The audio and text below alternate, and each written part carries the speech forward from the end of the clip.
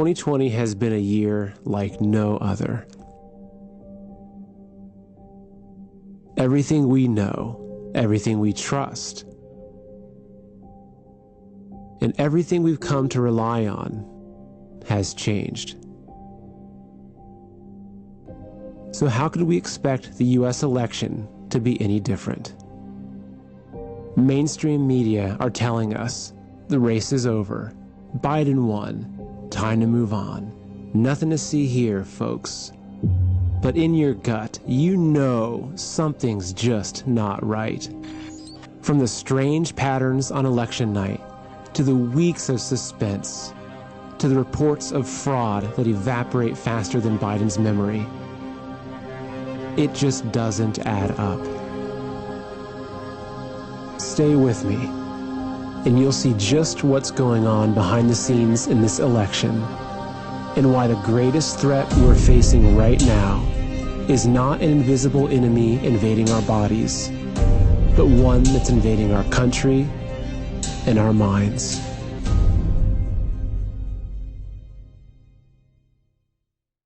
Welcome to Man in America. I'm your host, Seth Holhouse. Let me ask you, how do you know what's happening in the world right now? How do you know what's going on in this country, or even your city? I'm going to go out on a limb here and assume you probably turn to mainstream media, which includes social media. Perhaps you watch Tucker in the evenings, or read New York Times Sunday morning, or check Facebook on your lunch break.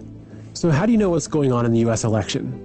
What did you think on election night when historically red states and battleground states were stalled, while blue states were immediately called for Biden? Or when Fox called Arizona with so many votes still out, of course, for Biden? And how about the late night ballot dumps that were somehow all for Biden? And the batches of pristine mail-in ballots also all for Biden?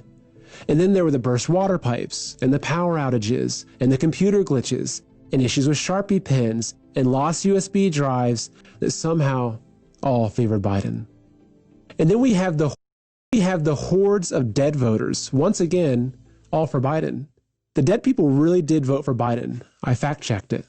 And what are the odds that all the last-minute changes to our election process and voting laws, in the name of COVID, also favored Biden?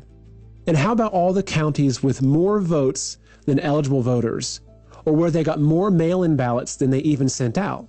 In Pennsylvania, they sent 1.8 million mail-in ballots and got back 2.5 million.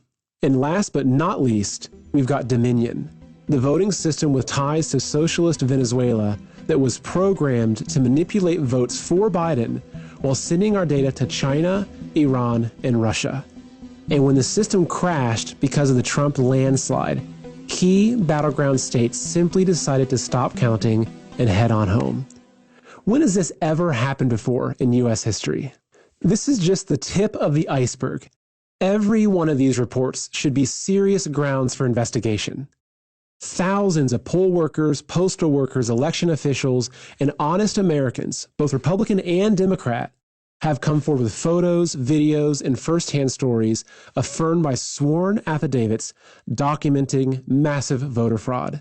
Social media has been flooded with them, yet mainstream media keeps asking, where's the evidence? Once everyone is gone, coast is clear, they are going to pull ballots out from underneath a table. Watch this table. Do you see the gentleman in the red? So he just pulled one out. So what are these ballots doing there, separate from all the other ballots? And why are they only counting them whenever the place is cleared out with no witnesses? Where's the evidence? I'm here with Elliot right now at his wedding, and we were taking the trash out, and I wanted to show you guys what we found in the trash can at St. Anne's, which is a polling place. Donald Trump. Donald Trump. Donald Trump. Donald Trump. Donald Trump. Trump. And there's more ballots in this trash can. Inside that trash. But we will say we did find one Biden. Where's the evidence? Can you calculate how much of a vote that accounted for Biden and how much for Trump? Close to 600,000. I think our figures were about 570 some odd thousand that all those spikes represented over time. For Biden? Correct. And how much for Trump? I think it was a little over 3,200. Now, hold on. Didn't they just drag us through a baseless 4-year witch hunt into Russian election interference over far less evidence? And isn't it their job to be digging for evidence? Wouldn't Nixon have gotten away with Watergate if the media didn't dig for evidence? Not only aren't they digging for it right now, but they're burying it in a giant game of whack-a-mole, along with their comrades over at Twitter, Facebook, and Google. Of course, they have their fact-checkers debunk everything first. These arbiters of truth who have more conflicts of interest than flavors of ice cream in Nancy Pelosi's freezer. Even President Trump's tweets are so-called fact-checked and censored, and his press conferences are interrupted and cut off.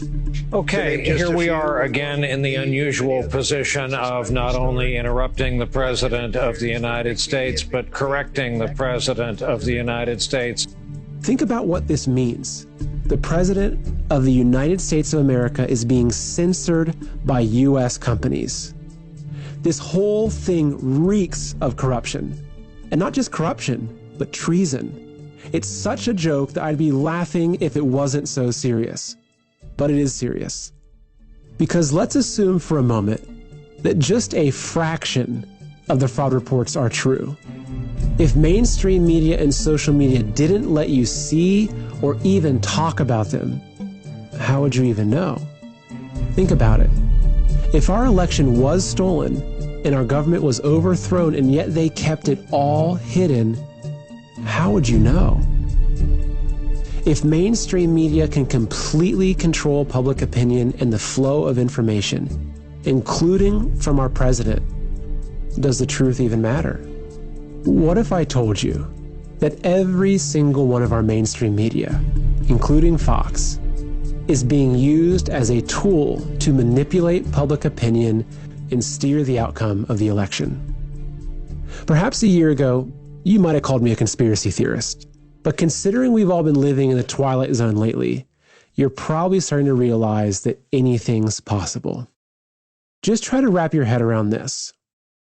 How did the media so accurately predict the long delays in counting votes and the red mirage before the blue wave?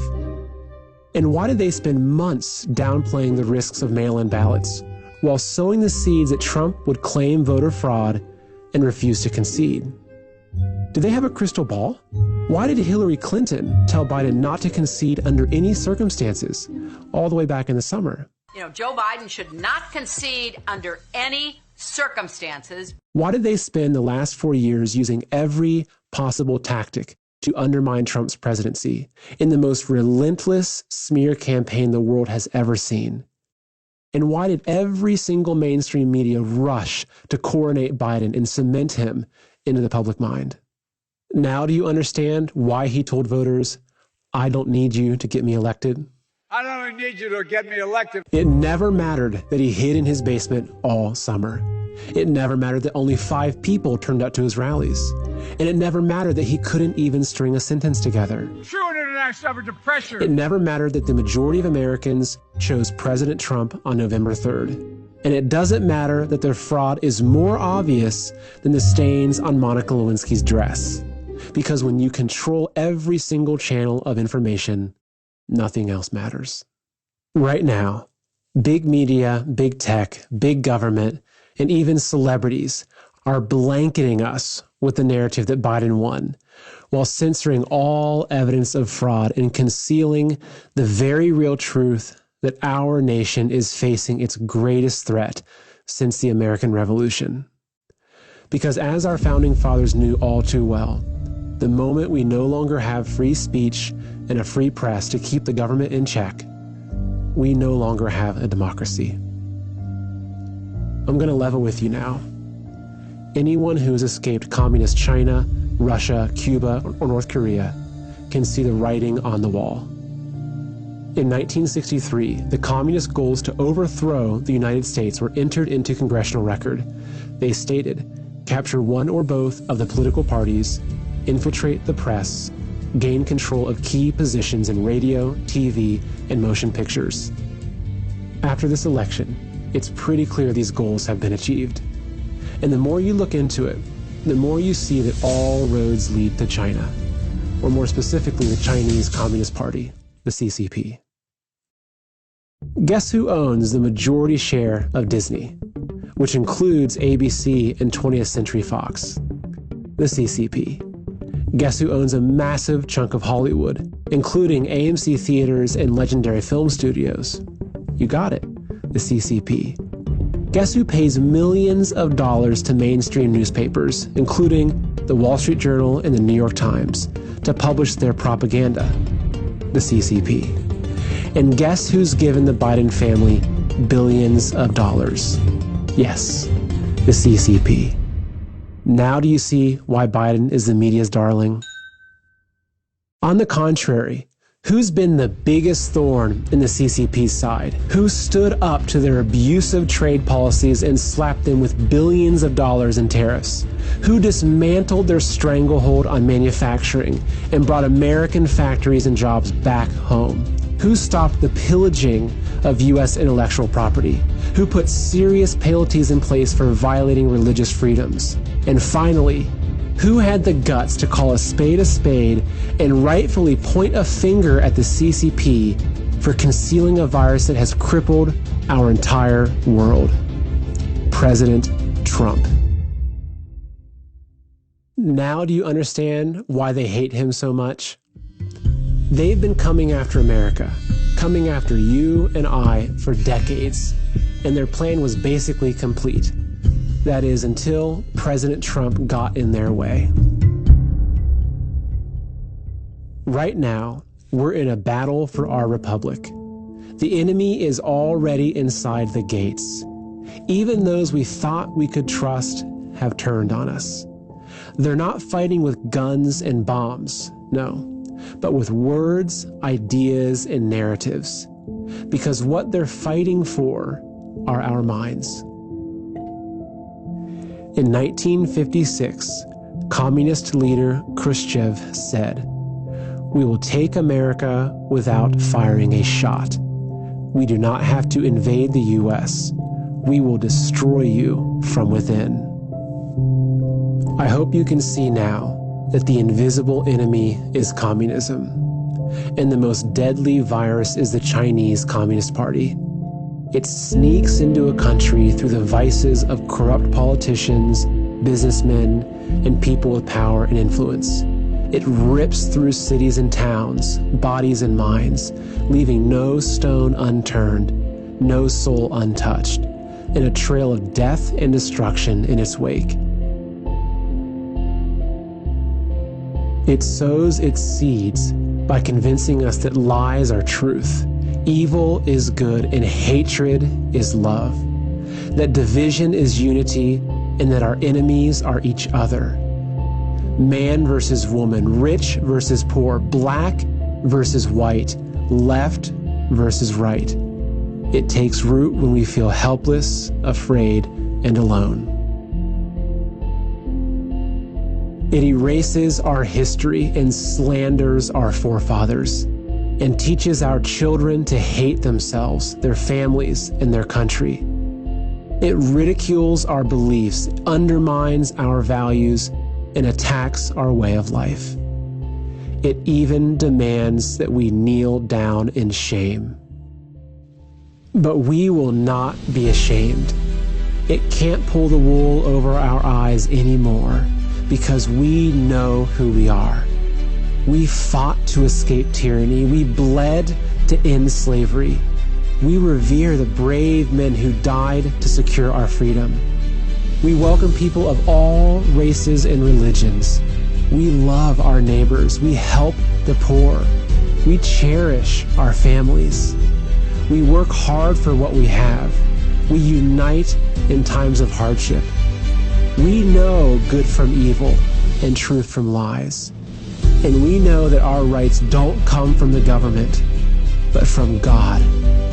And we will fight to the death to protect those rights. The time ahead is critical.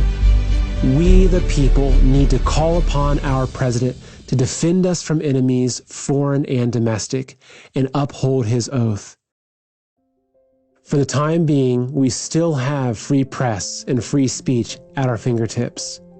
But if we don't grab hold of them now, we'll lose them forever.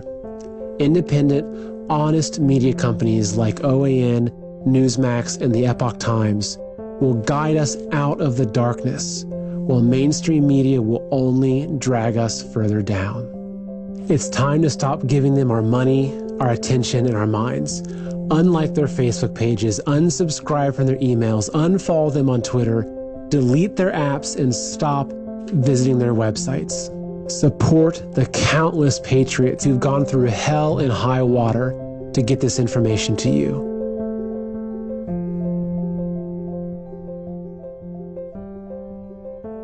Like their content, subscribe to their channels, share their videos, spread their message. Stop using Google search. Google is censoring every result and robbing you of your right to know the facts. Start using DuckDuckGo and compare them. You'll be shocked. Get off Twitter and Facebook and switch to Parler. Join millions of patriots who have already turned their backs on these toxic companies who dare silence our voices. Join the millions of patriots who are standing up and rallying across the country, demanding justice and rejecting communism. Our enemies snuck in during the night and tried to use the media to lull us to sleep while they stole our country. But instead, they awoke the sleeping giant. We see them for who they are now. And they'll never be able to fool us again. They tried to trigger a great reset, but instead, they triggered a great awakening. We will not look back 5 years from now and tell our children that we did nothing as our nation was stolen. We will tell them that we fought for and won our freedom just like our forefathers in 1776. America is the last bastion of freedom in the world. We are the only remaining threat to the CCP virus. If we fall, the world will fall. But we will not fall. It's time to stand with our founding fathers and to invoke the power of we the people and the power of God. We are the patriots. Join us.